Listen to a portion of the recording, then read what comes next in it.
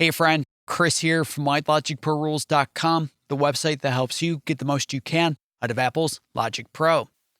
Today I want to show you some real-world automation that I used in a recent project for a buddy of mine.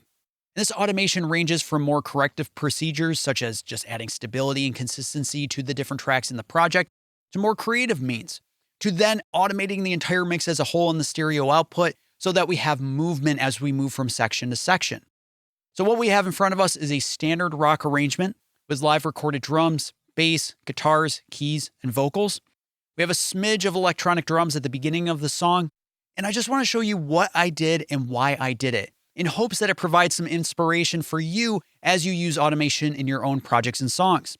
Let's dig in. First, let's show automation view in Logic Pro by either using key command A or going to the Show Hide Automation button in the header of the tracks area. And as you can see, I've made extensive use of automation throughout this project, and what we have in front of us is a song that is quite dreamy and dynamic. It's very quiet at first and then gets loud in the choruses in the heavier section right before the end of the song. In fact, let me start out by playing a bit of this song for you, starting out in the intro leading into the first verse. And the intro starts with an 808 Flex kit from Drum Machine Designer with an electric guitar and also a Mellotron, which leads into live recorded drums with other percussion, bass, acoustic guitar, and more. Let's just take a quick listen and a look.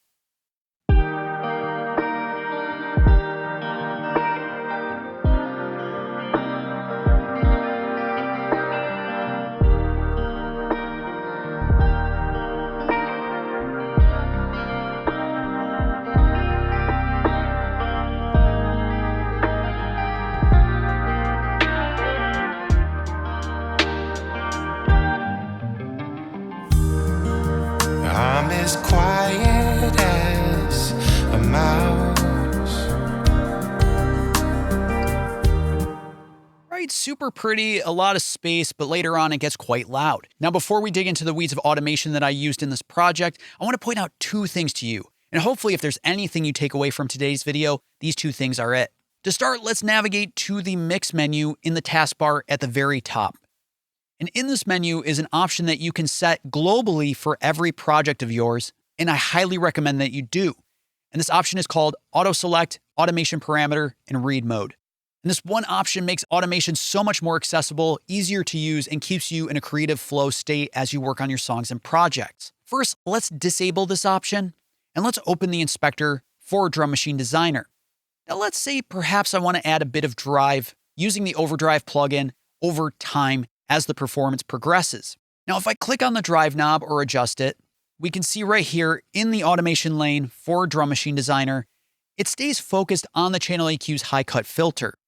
So if we want to automate the drive on this plugin, we could either, number one, click on the drop-down menu in the track header, go to the Overdrive drop-down in the automation options, and click on drive.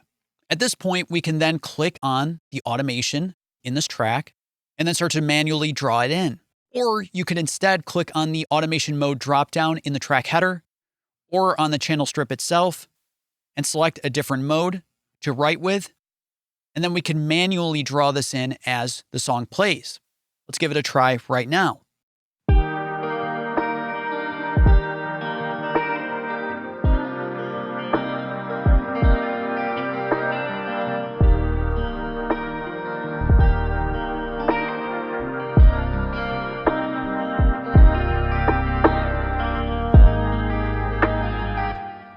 Right? So that's another way that you can approach automation.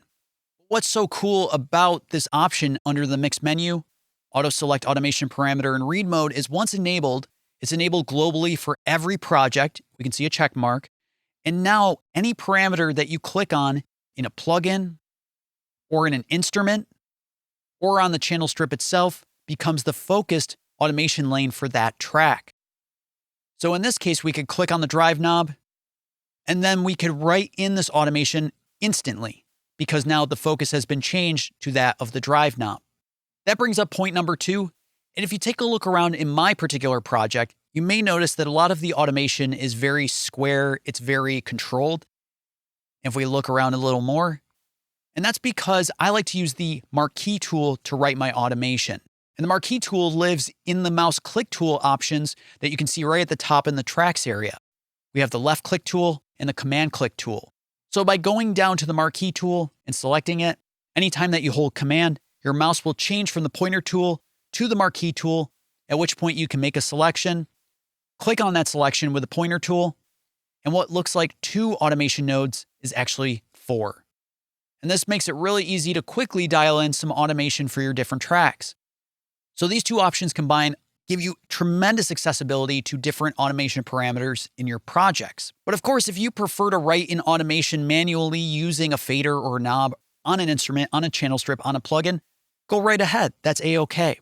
All right, so first things first, you may have noticed that we have an effect that's adjusting over time for Drum Machine Designer. And that's the channel EQ, and that's a low-pass filter that's rounding off the top end of this instrument. But as we move through the introduction, more and more high end is reintroduced. And I just thought it was so cool. We have this dreamy guitar track. We have this dusty mellotron track. And I thought it'd be cool to make the drum sound lo-fi. But then as we get closer to that turnaround of the guitar into the first verse, we reintroduce the high end just for a little ear candy. So let's hear it again right about here and just watch the effect occur.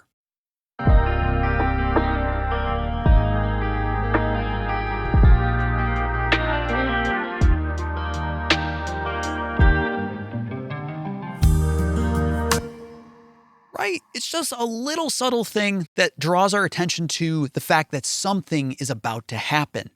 And again, I used the marquee tool. I made my selection of that particular parameter within the channel EQ. Because of that auto select parameter that we enabled in the mix menu, this track lane updates itself to the frequency of the low pass filter. And I was able to draw in a selection using the marquee tool and then fine tune the results. So that was a more creative technique. But within Drum Machine Designer, I had to do some corrective procedures as well. So if we open the track stack for Drum Kit Designer, you can see right down here, there's a rim hit that occurs every time the snare hits. And it sounded great, but as I was reintroducing the top end with the channel EQ, I felt that the rim hits poked out a little too much in the mix. It started to draw attention to itself in kind of a negative way for the song. In fact, if we turn off automation mode for this track, so let's back up the playhead, turn off the automation for now. Whereas in read mode, this channel strip would react to any automation that had been written. With it powered down, this automation will not take place on the fader. So instead, the level will stay consistent regardless of these changes that I've made. Let's take a listen.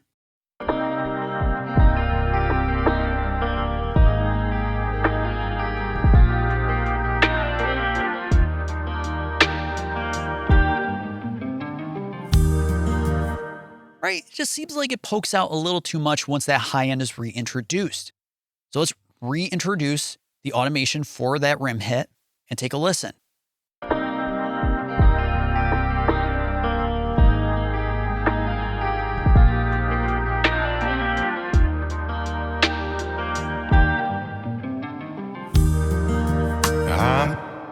Right? Way better for this performance. And additionally, if we take a look right down here at the guitars, I also boosted the level of that guitar turnaround, which is such a cool part. Let's in fact solo the guitars here and take a listen.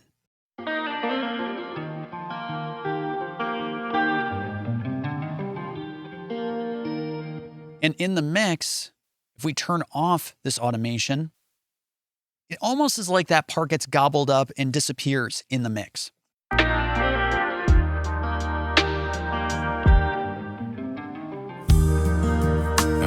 That part is way too cool to have that happen. So let's reintroduce this automation and watch the fader as it adjusts. I'm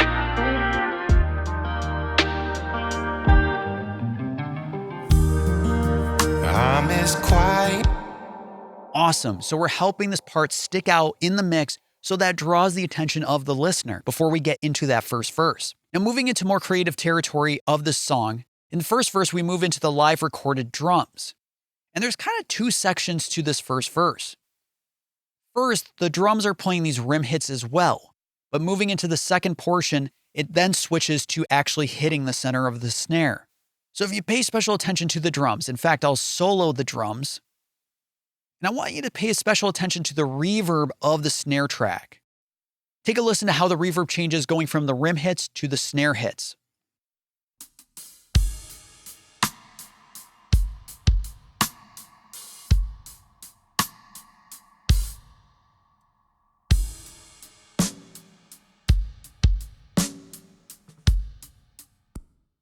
So for those rim hits, I felt like there's a great opportunity to add ambience and dreaminess to this first verse.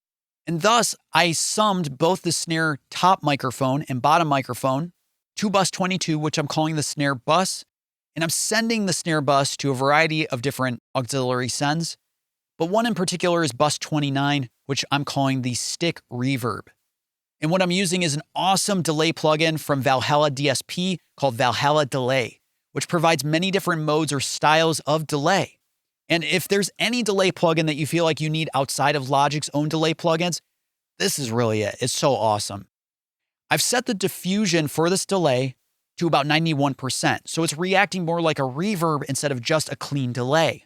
And on top of that, I have the microphaser from Logic Pro with an intensity of 2%, just to add a little bit of a phasiness to the delay so it sits a little further back into the mix. In fact, if we drive this way up, let's take a listen to what that sounds like.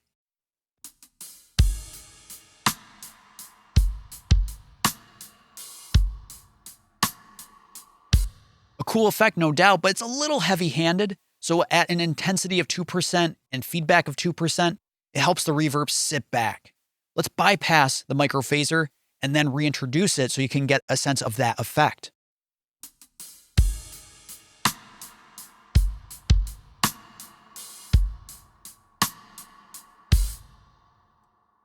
So I really like that. But when we move into the second part of verse 1 and we switch to those actual snare drum hits, if we remove this automation for this parameter, right, for the send effect, just turn off the automation for now. Take a listen to how the reverb sounds for those snare drum hits.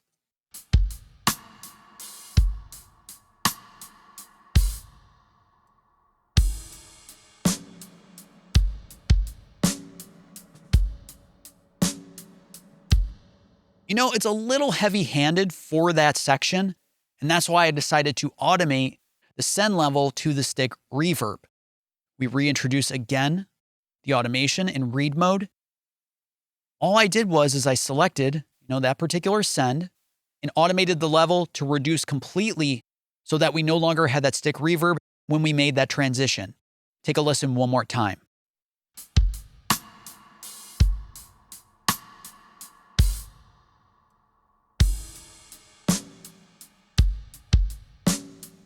There is still a reverb in there. It's just called the snare verb, which I'm using Space Designer for.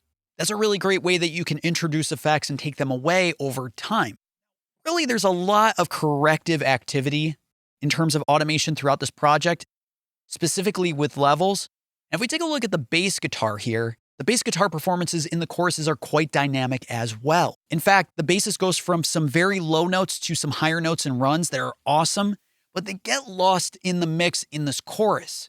And without any automation to boost the levels of those higher notes, really kind of miss out on the magic.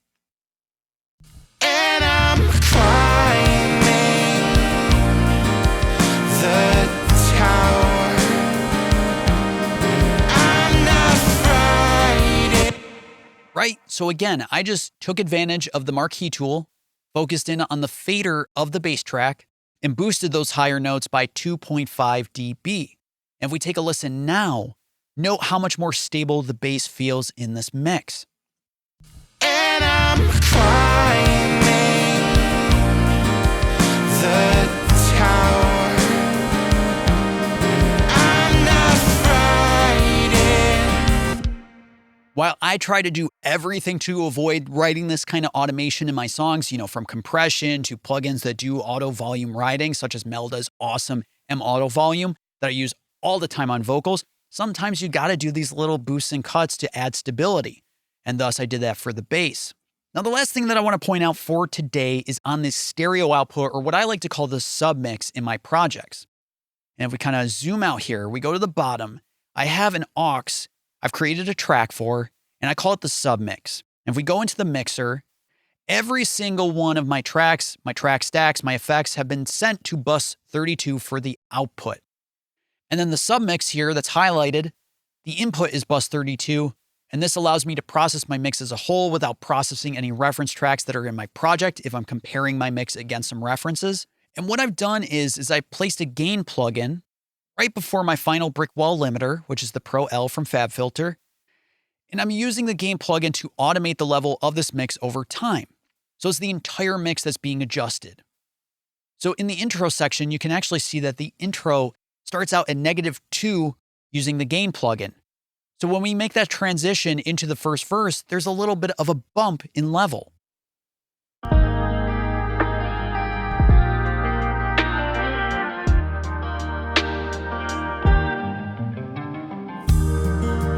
I'm as quiet. You know, it's really subtle, but if we remove this automation, if we start back here, turn this off.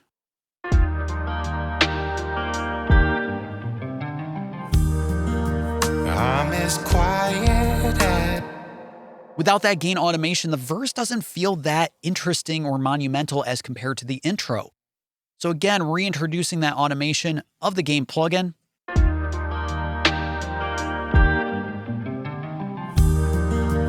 I'm as quiet.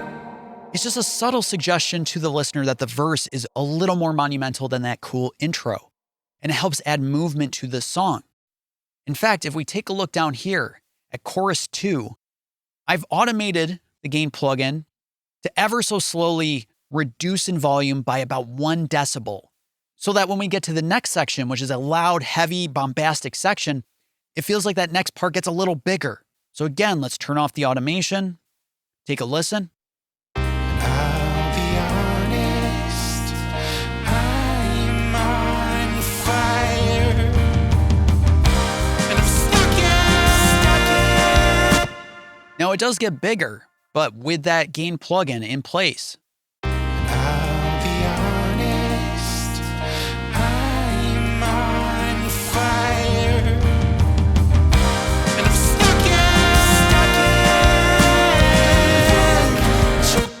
It just gets that much better leading into the next section. Cool, so there's a lot of ideas for you to try out, some tips for how to get the most out of automation in Logic Pro. If this video was helpful for you, as always, I highly recommend subscribing to the channel, Why Logic Pro Rules, or subscribing on the website itself, whylogicprorules.com. Every week I'm posting new videos, emails, or posts to help you get the most you can out of Apple's Logic Pro. Thanks so much.